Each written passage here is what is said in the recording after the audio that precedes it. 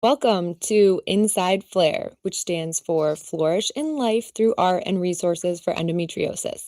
I'm your host, Priscilla, and on this podcast, we talk about the ins and outs of what it's like to live with endo and chronic illness, using art as a tool for coping and healing, and the power of storytelling as a way to spread awareness about the disease. Today, I have the pleasure of meeting with Chelsea of Getting the Better of Endo, new to the Flair community, who will be sharing with us today her story, her journey with endo, along with her experience in advocacy and her ideas for the future of Flair. Welcome, Chelsea. Thank you so much for being here. Can you tell Hi, us a thank little you. bit about yourself? Yeah, absolutely. I'm really excited to connect. And one of my biggest things I think I love about doing what I do is connecting with the community and seeing like who I get to meet next. So I'm really excited that we have connected and we have begun this other exciting journey. And it helps branch off, more of me, which I'm really excited about as well. So again, my name is Chelsea and I'm a mother, I'm a wife and an artist and a patient advocate who has become really dedicated in sharing lived experience, policy, focused changes and as well as like the research that can go into those policy changes. And I began kind of sharing my story after my diagnosis in 2018, and it turned into getting the better of endometriosis just on Instagram and just kinda documenting what I was kinda going through and the answers I finally had after 16 years, and it's really flourished, and I had to go beyond that kinda, like, influencer, I realized I needed to do more, and that's where I, again, began connecting and collaborating and led me to where I am today. So, I'm really excited. It's so nice too that so I just kind of same thing. I was like, I need to do more after this surgery. And when I put my idea out there, you were like, hey, I'm doing something with art and endo too. And you were the first. And I was just like, wow, like Yep. this is Let's so do it. cool. I'm so would tell us a little bit more about your journey with endo. So when did the symptoms start or how all the way like when did you get your diagnosis? Bring us there. Yeah, well, like I said, it was about 2018 when I officially got my diagnosis, and that was after 16 years. And I was 24, almost 25 at that point. So 16 years at the age of 24. I was about 9 years old.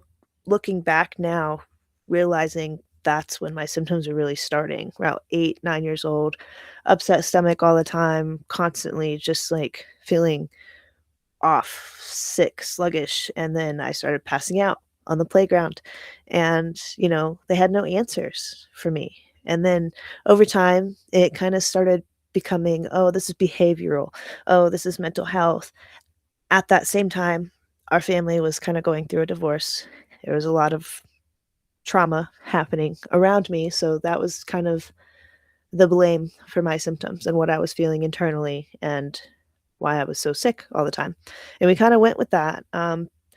We ended up doing a scope, I think it was about 10, 11 years old, down my throat just, to check, and there was a lot of inflammation.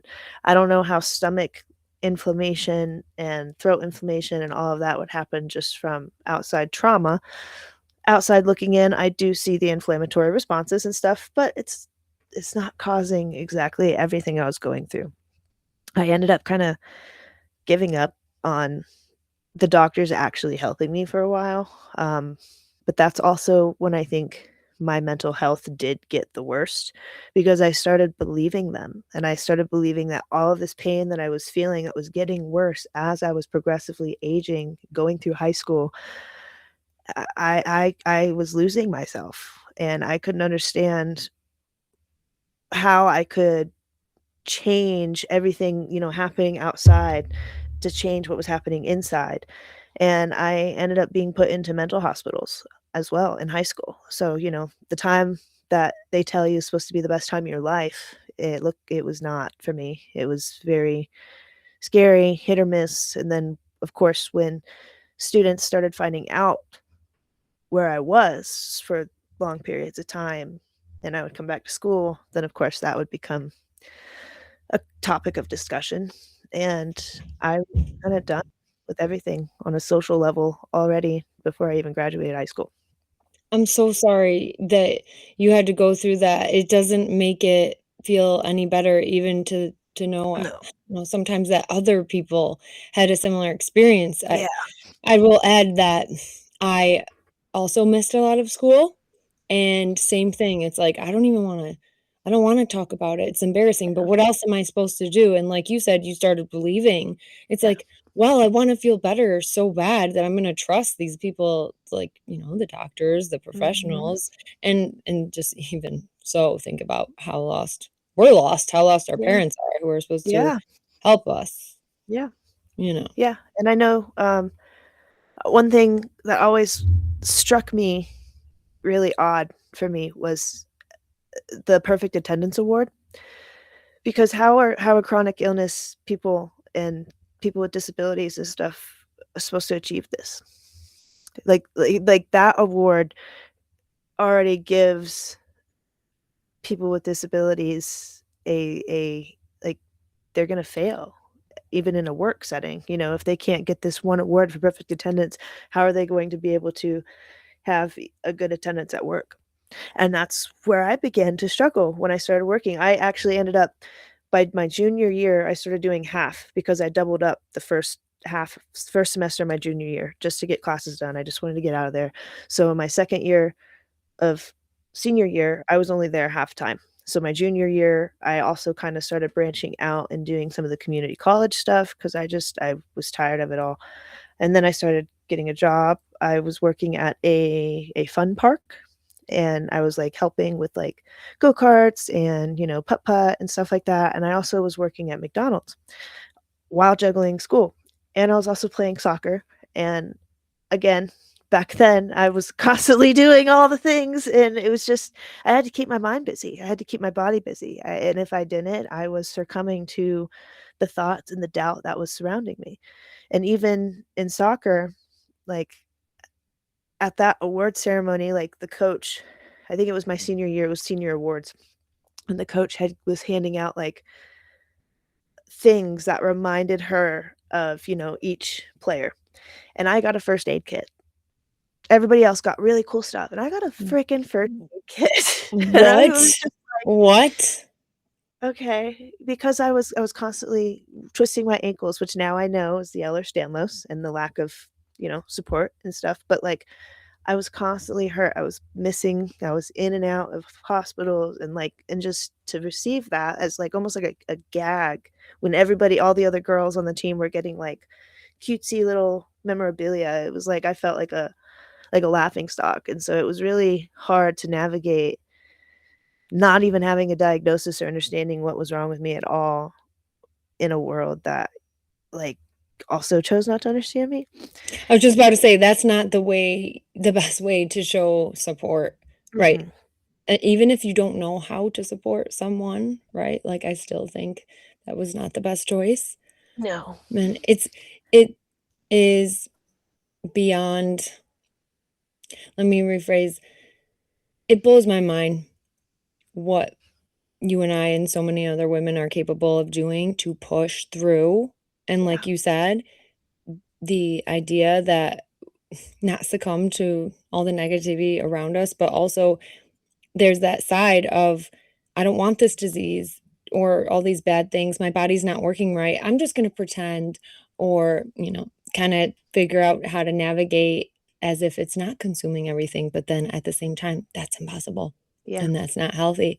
no. So, when was your, appointment where you first felt a professional was listening to you about, "Okay, maybe this is something beyond," right? Like, we've gotta It do took a something about very it. long time, and until I found that person, I even went, like, to domestic violence because he was also saying, like, what the doctors were saying, and I wasn't I was really bad at that point. It was after graduation, and I was just not well, and I was losing weight. I was sick constantly every morning. I couldn't get out of bed, and I was looked at as lazy, and I would go to the emergency room for help, and then they would just be like, "Nothing's wrong," so then I come home, and then, like, it was just like, "Well, they can't find anything wrong with you," So then it would go into that route, so I had to go through all of that, and then I sat probably for about 2 years trying to navigate, because I had a back injury from the domestic violence. So I was trying to navigate like what to do with that. And I finally, within those 2, 3 years, I found my husband now, and he was very supportive and understanding in like ways I had never thought could even be possible. And I was able to go back and get my back addressed.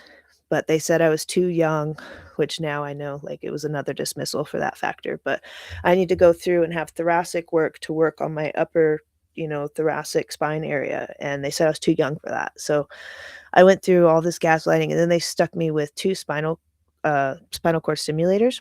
So I have like one to get like my lower area and one for my higher area, because I have discs from my upper all the way down to my middle sporadically protruding, and there's two, one in my upper and one in my lower, that are slightly pressing on my spinal cord. So they thought that Jeez. the Now stimulators. that was addressed before any endo symptoms? Yeah, because Wow. that for me at that point, because I was still thinking that all those other symptoms were not real, but for me, that injury was real, so I was Right. addressing that, and I wanted to be fixed because it was that constant reminder, so it was really hard battle living, and it still is because it's still constant pain, but I'm coping better with it and able to move past it and understand more. But that was just really interesting to try to navigate and advocate for myself after being through that trauma,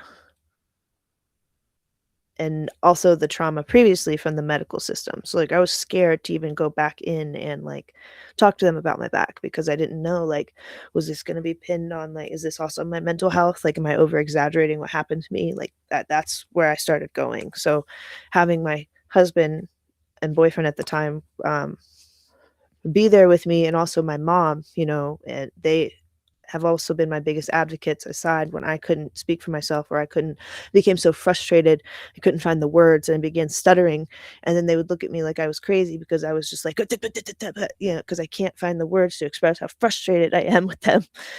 But then they started labeling mom, as like she's enabling her daughter, and she became a problem. And it wasn't really until my husband came into play that people were kind of like, okay, yeah, and then I got more confidence, which led me to do more of that research. So after I got those spinal cord stimulators, I was just like, okay, I'd had my first son, or my son, my firstborn at that time, right before I got my spinal cord stimulators, actually. So like I had him, and then I was like, this pain's really bad. And come to find out, a lot of that pain was also the endometriosis.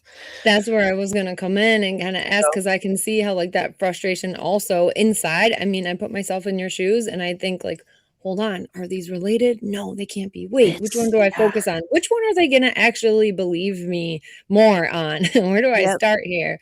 yep. And I'm sure that your partner and your mother, I mean, felt just as helpless at some point. I mean, that's for Mhm. another episode. I Oh, swear I yeah. wanna focus on partners and just what they go through, really, is their journey with endo.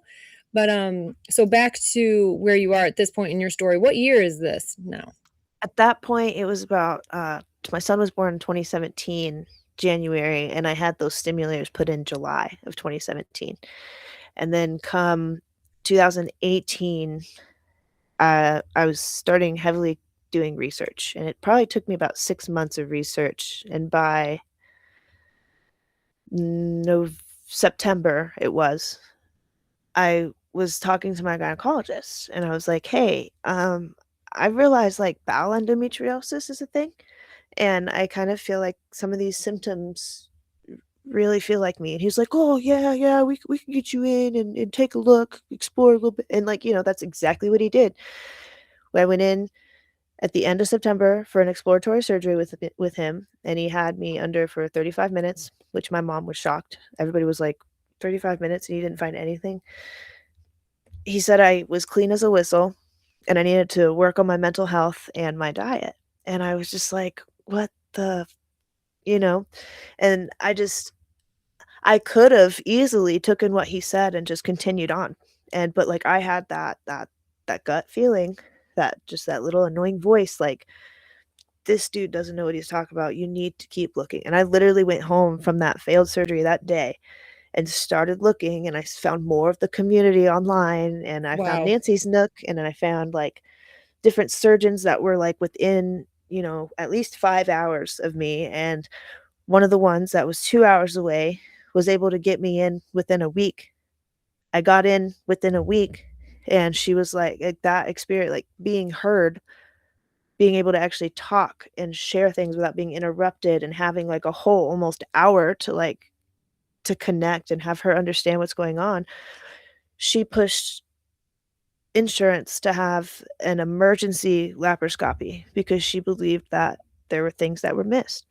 And within a month, I was in for that emergency surgery. So, like, I had Doctor 1 who said nothing's there. And then a month later, Doctor 2 said that she found endometriosis taking over my colon, rectum, and bladder. So, just in 1 month, that was 2 different doctors' Wow. perspectives.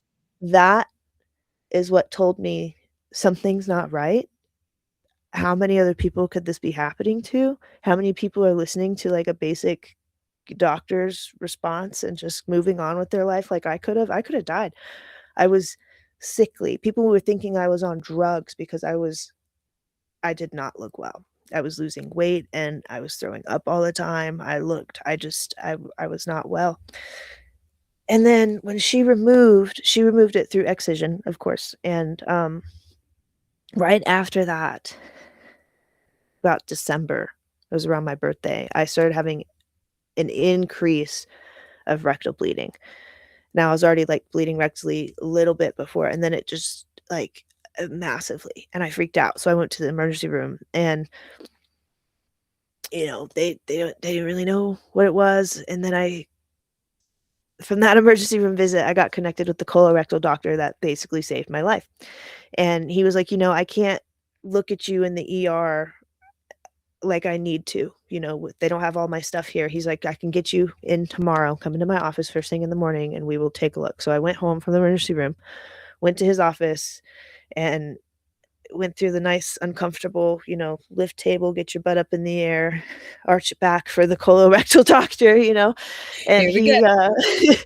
he, he found 3 massive golf ball sized hemorrhoids that were like internal, very deep internally. And because of the disease that was removed on my bowels, there was constricted blood vessels. And so those blood vessels finally got life. And so those hemorrhoids were able to release. So all of that I blood know what was you're just, talking about. I know what you're talking about. Obviously, not your specific yeah. detailed case, but for any listeners that aren't as familiar with bowel endometriosis, how it is addressed and carefully or not carefully treated during surgery can have a major impact on the rest of the surrounding organs, especially because each doctor has a different approach. I know my surgeon, this last surgeon, was very detailed in explaining to me. So I can't imagine how that one surgeon, who I'm sure at the beginning of this seems like she was trying to help, but depending on what tool is used, the closer they get to the lining of the bowel, I mean, it can go one way or the other, right? Mm-hmm. So we're at surgeon number 3 here. Or Surgeon number right? 2. Well, Okay. yes. Yep. Nope, you're right. Doctor, I'm 3. going Doctor 3. Colorectal is Now, 3. Yep. was he able to offer you any explanation? Like, did he say this is post-operative, or kind of, Well, was he just like, I'm going to honestly, take care of you from here? as a colorectal doctor, he was shocked to hear that endometriosis on the bowel was a thing. So I was also able to educate him, which like really brought us like really close. Like I love this man. His name is Dr. Main, and he's in Columbus, Ohio, off of Main Street, mind you. So it was easy to remember. But he he was always willing to talk and like take information, and I got to tell him like what I was doing in the community, and he was always so inspired. But like he would always bring in like his students. So like almost every appointment there would be like 3 or 4 students in. It's like I felt like just an educational case, and like I was just telling him, I'm you know, I am cuz so happy that we're having this conversation right now because you're the only other person that so I always tell my husband and my friends too, it's the residents, right? The Mhm. anesthesiologist has a resident, the OB has a resident, the GI has a, and it's Yep. like a freaking party in Yep. my OR rooms. I Yep. love it. I love Mm. it. Add a little Shine music. shine the light on the positives up and down.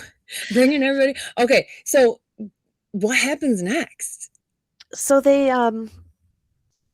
we went probably for about 2 years navigating these hemorrhoids non-surgically.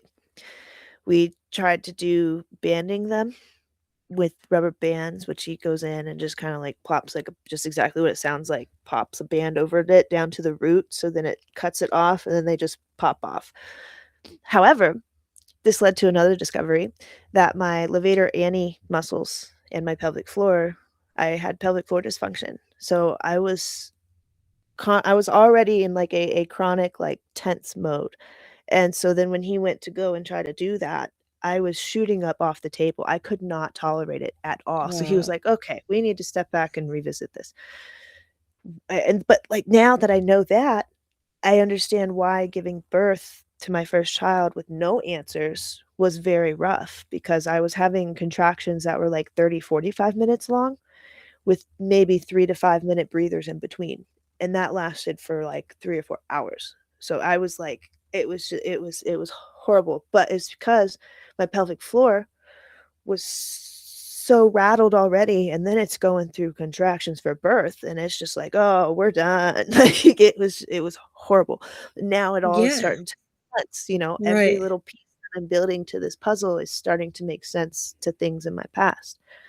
Now, So did you feel that at that point you received your official diagnosis? I go like this, air quotes, because I always we as in myself and some other members of the community, it's like our badge, like your yeah, certificate. Yeah, yeah. okay, I got You my got endo? official yeah, officially. But so at this point you've had that with surgery number 2. Then you've had baby number 1.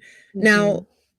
did this surgeon in particular, was he able to say, "Hey, look, oh yeah, your disease is gone," or was he kind of like, "My job is to just look here. That's where I'm gonna Yeah, stay in my that's lane," type kinda of where thing? he was, yeah, and he was interested in, like, learning more about the other stuff, but he couldn't exactly tell me that, "Yeah, this is exactly from your disease," but, like, the more I was telling him, like, what I thought, he was like, "Mm, yeah, that sounds about right," you know, like, the constriction from the disease to all my stuff, developing the hemorrhoids, and now that it has a blood supply, they're just going crazy. Um, so he actually ended up referring me for Botox injections in my levator ani muscles, which is I've basically heard right around my anus. crazy. So he knew there was no way I was taking a needle awake. Yeah. So Uh, we did that under anesthesia. So I went in and he also did like a more detailed like dive in, so I wasn't so uncomfortable when I'm awake, because he knows I he couldn't get a thorough look because I could not sit still. So he did that, and I will say, like, I got a good bit of relief, probably for about 3 months. And we were originally going to go in and he was gonna do the Botox injections, and while I was under anesthesia, he was gonna band them off immediately, just at the same time.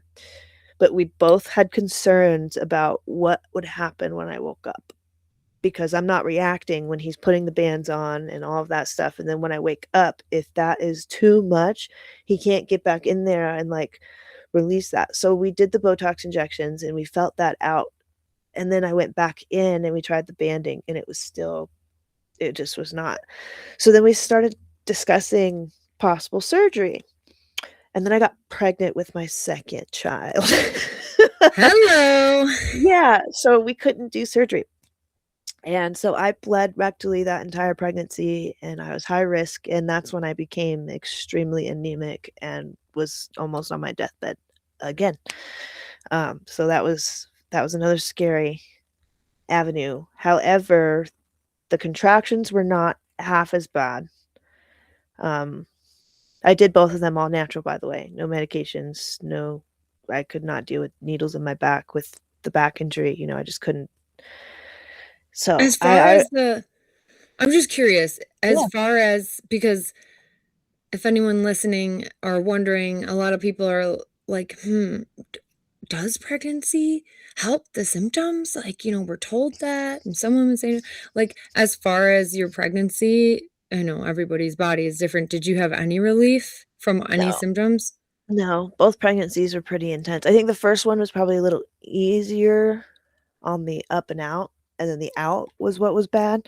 However, the second one, I was sick the whole time, and I had to go in for transfusions for the first 2 semesters, trimesters, and it was pretty scary, actually. I even had a point where the placenta, before it was fully formed, um, was starting to detach from the uterine wall, so it wasn't, like, staying connected, and so I was bleeding after finding out I was pregnant, and I was like, "This is not coming from my rectal area, so this is concerning." I know about the rectal bleeding, this Gee, is different bleeding, yeah, right. and Oh they were my like, "You gosh. sure?" I said, "I am sure." Like, I know my bleeds. So that was just intense. So no, for me, it did not. The only thing I guess that did happen that was great was I didn't have my periods anymore, which that was a whole nother, you know, inflammation process. But I also had adenomyosis, which we didn't really confirm until after that second pregnancy, which makes a lot more sense as well. So So did you have so he's like, okay, well now you're pregnant. We can't do surgery. How long after were it, you set up for another surgery? it was pretty quick actually, within the first 3 months after I gave birth. 4 months actually, because the Man, first your it was Feb, body, so I know. your It poor was body sh did not get a break. no. I think Jeez. now I've finally gotten to, like, a homeostasis point, and I'm still only 8 months after my last surgery.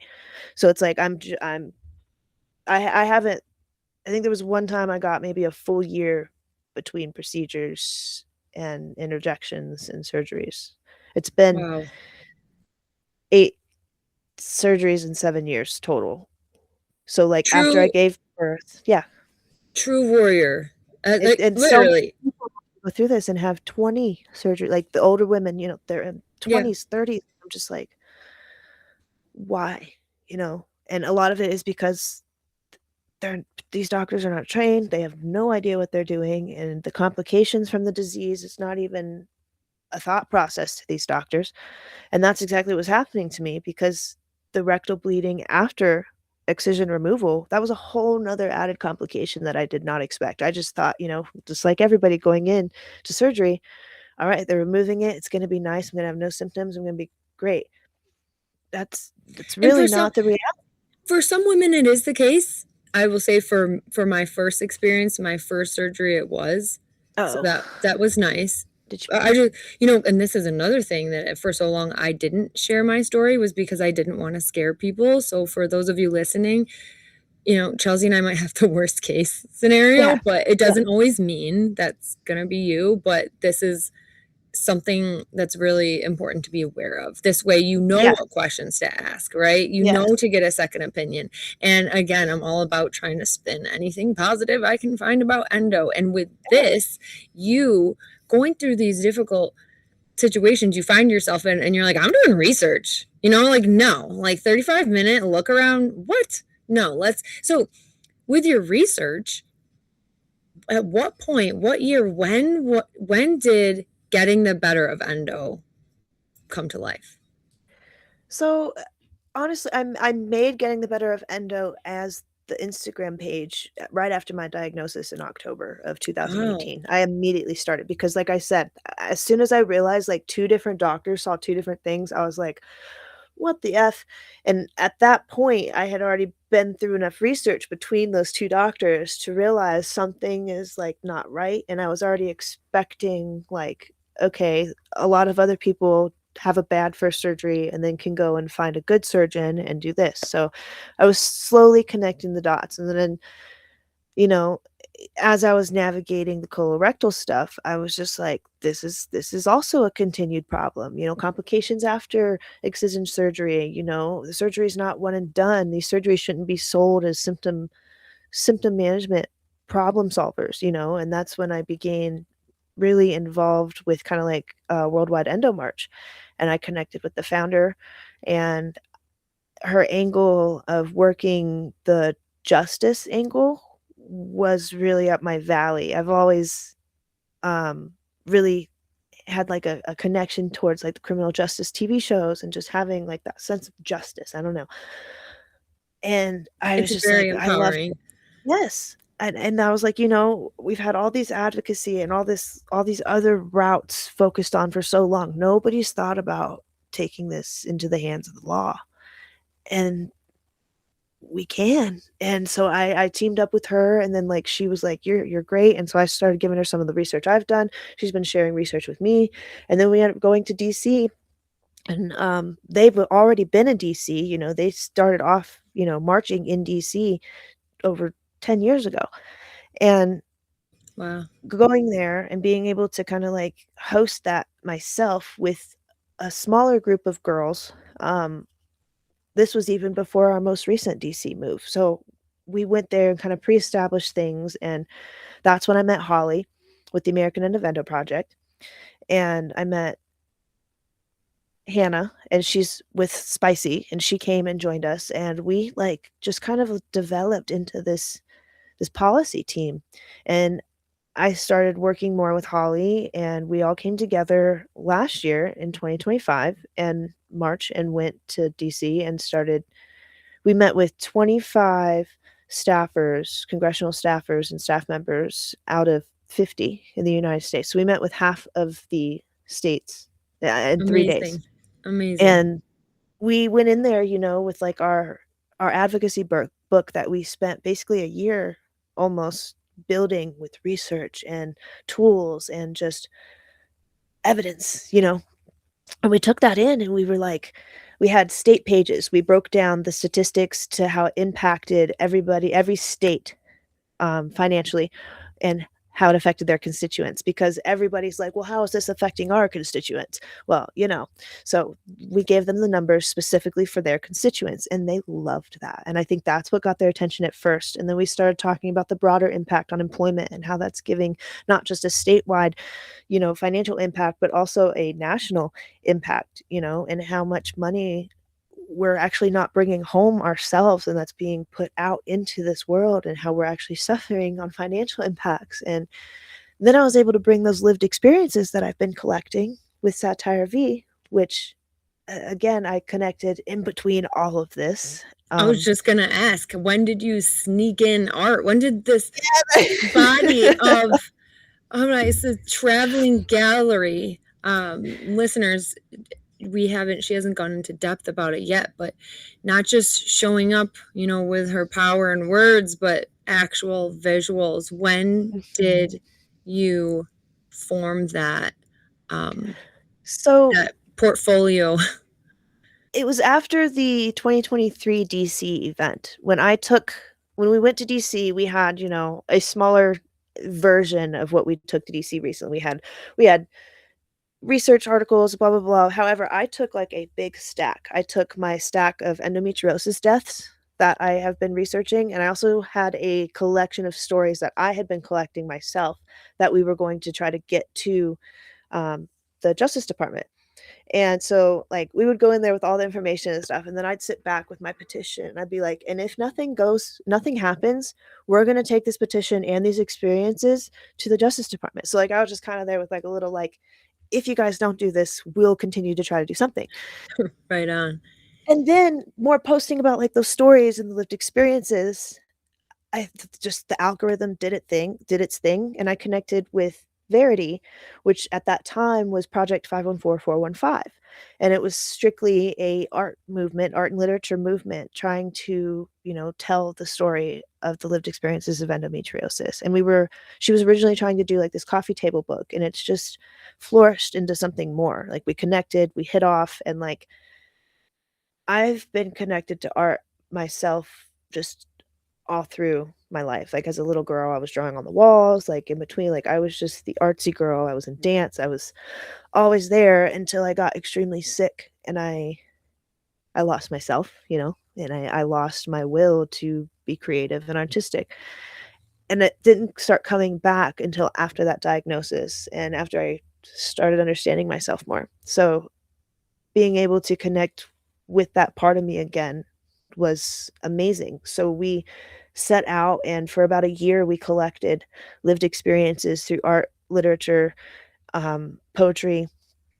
And in July of 2024, no, 2025, last year,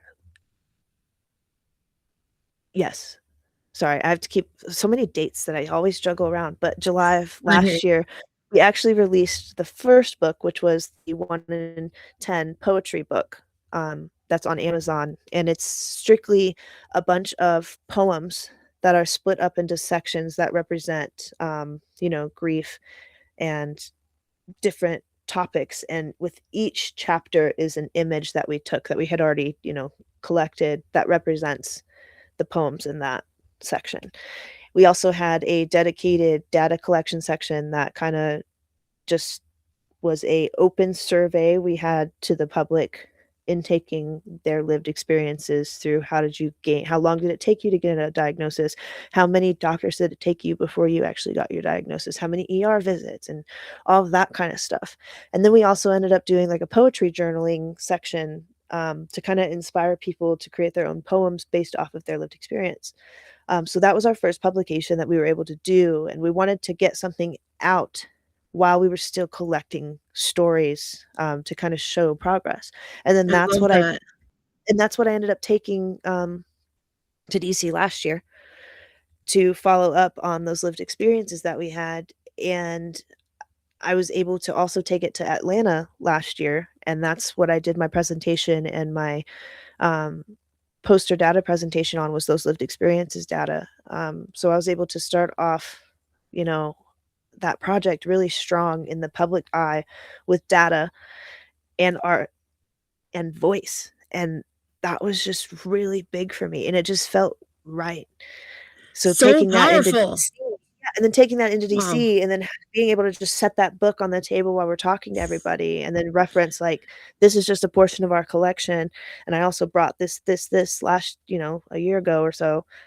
Yeah, it's It's like, just this is real. This is not a theory. yes, Like, look. Look at the mhm. The lived words in these experiences pages. matter. We had my mom come with me and another one of our partners, Aubrey, her mom come, and Aubrey had just had surgery when we went to DC last year. She was in a wheelchair going into the Capitol with her Wow. mom, like, she was dedicated, and I was, preparing for my surgery that I had to travel across the country for, and Holly was battling Lyme disease. So we were all, like, battling all of our own little, you know, wars, and we came together at the Capitol and was able to unite, and then, like, having my mom there, and she piped in during some of these interviews, and, like, that lived experience, like you said, we need to they do matter, those perspectives matter because it shaped my mom in ways that, like, I wouldn't even think about, and it's unfortunate because there are individuals out there without supportive family and without supportive, beings around them, and they're just alone, and I want those people especially to know, like, we are your community, we are your family, we are here, we understand, and, like, we don't want you to feel so alone. Because even though I had, my mom supporting me and I had a couple friends who understood me but still didn't, like, get it, and they saw me in and out of the hospital, the mental hospital, but they would be there when I got out. It made a difference, but I still felt alone, and I can only imagine what it feels like to not have anything like that, and is also why I'm doing what I'm doing. Because a lot of those people who are alone, they might use their words, they might sit there and journal, they might, draw little sketches, and, like, you can express yourself in so many different ways, um, to help bring community impact, and, the more I've been seeing that and witnessing that happen before my eyes, like, I'm just like, "Wow," so then seeing what you're doing, I'm just like, "Let's continue this," because it's a movement, and it's a movement that's continuing to grow, and it's beautiful because art has been a part of history from day one. I mean Yeah.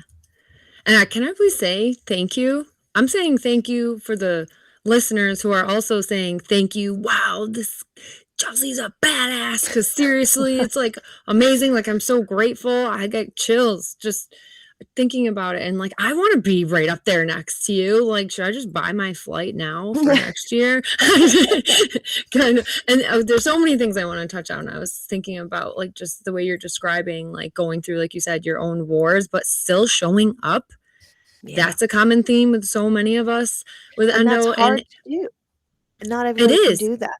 And it Even took just me, I mean, I wouldn't, my high school self would be like, "What are you doing?" You yeah. know? Yeah. I have to say too, it's like something that, and I appreciate you saying, like, we don't want you to feel alone. It's like I'm just in week 7 post my also close to death surgery, and I'm fairly new to the endo community.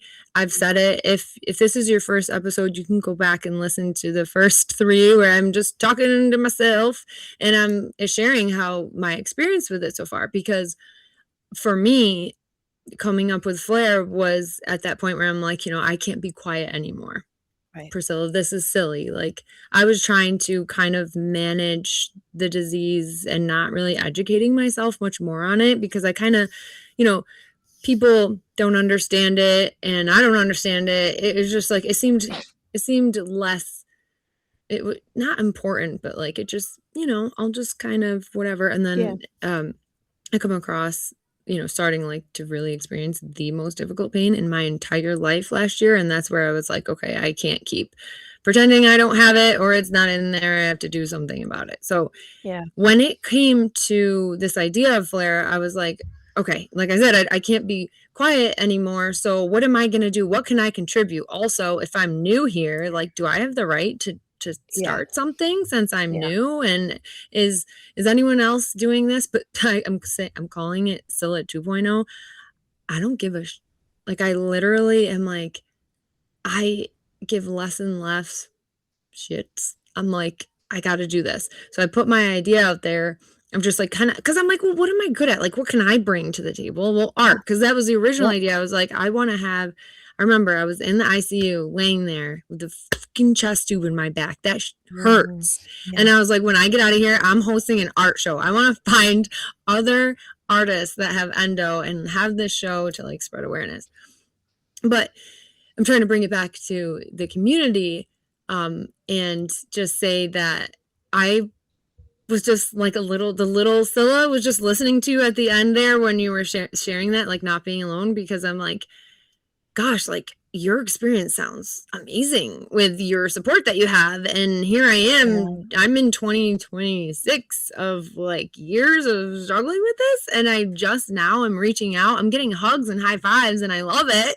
But it's like, wow, I can't believe how long and so for any of those of you listening who maybe do feel like you're kind of in that stage right now, I want to invite you into Flare and say that, if it wasn't for connecting with Chelsea, it wouldn't have as many of these ideas flowing.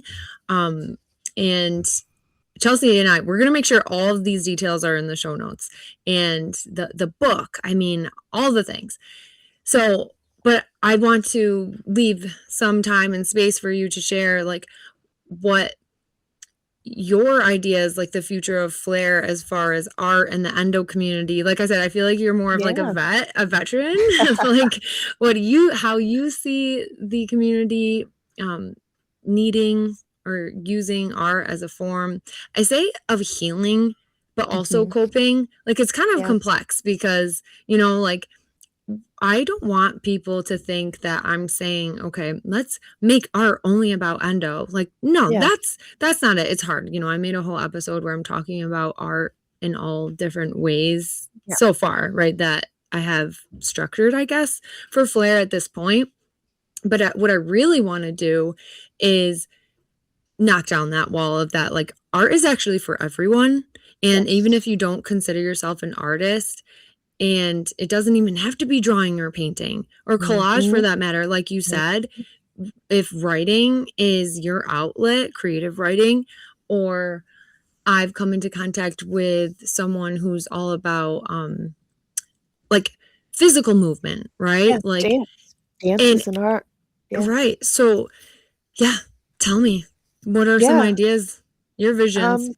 I mean, so many, but I think one of the biggest things I'm really excited about is like this opportunity for workshops and bringing community together and not just, we're not just here posting on Substack, and that's not the only thing we're doing. We are definitely trying to open up and bring people in and connect, not just on online, but eventually, in person, which is the whole point of, the art show that you want to have to bring people into a community setting to show them, you're not alone, but we also want to show the public like this is our reality and we're not going to be silent anymore. And I think that's what I'm so excited about is getting more into the public eye from just some of the public galleries that I've done. It's been just really interesting to see the public engage, and I just kinda sit back and I watch, and I'll grab, like, a picture of, like, people enjoying and stuff, but, like, hearing the engagement, I think one of the ones that sat with me the most was this group of, like, young men at the Colorado State Capitol, and they came in, and they were looking at the art, and then I had, like, brochures sitting on the shelves with the art, just why not? You need the resources to kinda connect with, and they picked it up, and they opened it up, and they were like, "Wow, I didn't know that's what this was. Wow." Like, and it was 4 young boys talking about endometriosis because That's of art awesome. brochure that they saw in the state capitol that day. So, that needs to happen, you know? Another instance that stepped out to me, it was right before I did the gallery opening, we had a rally at the state capitol outside, and one of the security guard guys that, works inside, they were roaming around outside, and he didn't come up to me. I noticed he came up to some of the stuff I had set up before the rally started, and he was really looking and, like, engaging, and I walked up and I was like, "Hey, how you doing?" He was like, "This is great. This is great." He said, "People just need to know that." Then he started asking me, like, "So what is it?" And, like, I told him, I was like, "It's abnormal tissue that's rooted within any system of the body. It's a whole body condition, and it affects you in chronic ways. It impacts your work, it impacts your life." And he was just like, "So, like, how does it happen?" So I'm just like, "Well, we have a lot of different theories, retrograde menstruation used to be considered the cause, but we have a lot of evidence that, you know, proves that wrong." And I told him that I personally believe in the embryonic development theory, that we're born with it and that it might be, stimulated or triggered later on in life through some sort of inflammation process, whether it be outside or inside. And Right. he was just like, "Yeah, that makes sense. Wow." And then he told me he just started talking to a girl, and she has endometriosis. And he's like, "This is Wow. just great," because he was intrigued because he knew somebody that he just met who trusted Yeah. him enough to open herself up about that. And I had little goodie bags at the rally, and so I said, "Come here." I said, so I gave him a bag, and it had little, keychain uterus in it and resources and just cute little stickers and stuff. I said, "Here's brownie points. Give this to her." And he was like, "Oh, Oh, thank you so much." And I told him I had the art gallery inside and whatnot, but, like, that interaction, again, super wholesome, super engaging, and it's educating. So putting ourselves out here with visuals, it's so important because that's what's bringing people in, the I visuals. love that. And I think that Substack here, this will be a great place to host.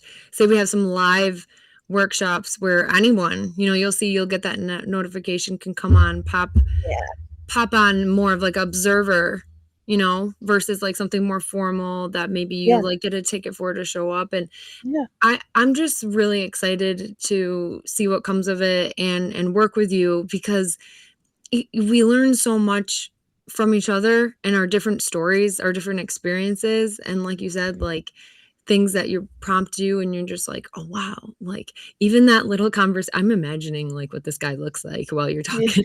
There's the artist in me.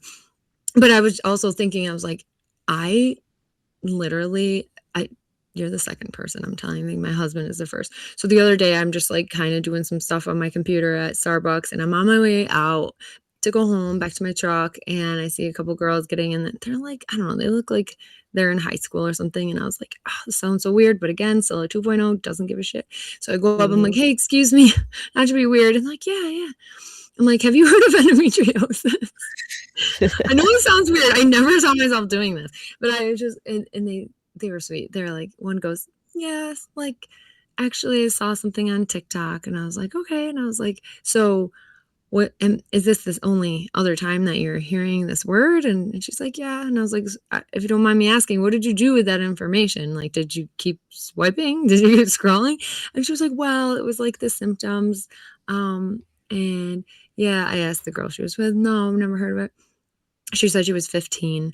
And I don't know, just, I won't go into the details, but it was just that I like needed some, and I'm still like, I'm just being honest with you and anybody listening. I'm still trying to work through what my reality is today, because this past surgery has really changed me. It's not bad. My husband said it too. He's like, I like the new you. It's not bad. It's just like different. Like, I still wake up and I'm just like trying to wrap my head around what happened. And like, because It's interesting you say that. My mom says, like, after each surgery and stuff, it's like watching me be rebirthed. And like this last time, it was like a yeah, complete like rebirth. She said, like, even in my face and just how I look, like everything has changed. So I totally yeah. understand what you mean, like each surgery, each piece to this puzzle is finding you, you know, so you're And becoming you. And so it's not, I guess for this whole time, like leading up in today, I'm thinking like the teacher in me, the art teacher in me is like, I want to educate. Like, Yeah. yes, as much as I want to educate about art, I want to educate about the disease. And I feel like I need like more professionals like you who have like this experience. I mean, again, like I said, I'm new to the community. I'm not new to art. I hope that that's way I can Yeah. contribute to helping others. But yeah, we just have so many amazing things Yeah. brewing. And I thank you so much again for coming on, Yeah. for sharing, for being a part of building Flair. Um, and there's so much more to learn, Yeah. to know about you. Where can people find you? I'm all over the place. A good collection of my things can be found on my Linktree, which is just Linktree slash Better Evendo. And you can just kind of see a good history of other like podcasts and stuff, conversations that I've been on. I've written a couple articles and created Substack. So now we have our Substack stuff up there for Flair and myself, my personal stuff, everything for Satire V, including our open call project right now for being a woman, which is just, you know, whatever your perspective is on a political, you know, human, not, it doesn't have to be just political, but any type of perspective about being a woman, we want to hear it in that artistic, you know, perspective. So art, literature, and we're doing a special feature with actual like thread work. So Oh, I think we're going to try to do a certain specific collection with further thread works, and if we can get enough little can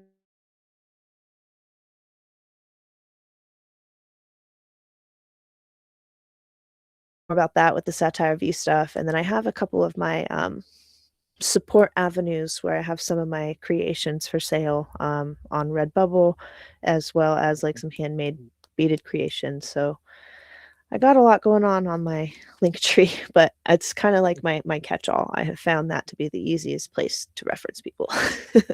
I love it. Perfect. We'll have those links in there. And then I was gonna say, man, what was my last thought there? I missed it. But most importantly, everybody know that we're going to have her back on. This is not the last time you're going to hear from Chelsea, because that's what we're all about here on Flair. We Yeah. don't just stop at your story. It's not come on, Yeah. tell your story, bye, you're gone. No, it's how many different ways to tell your story. And our stories never end. They're Yeah. always changing. We're living proof right there. We're just rebirth. I love it.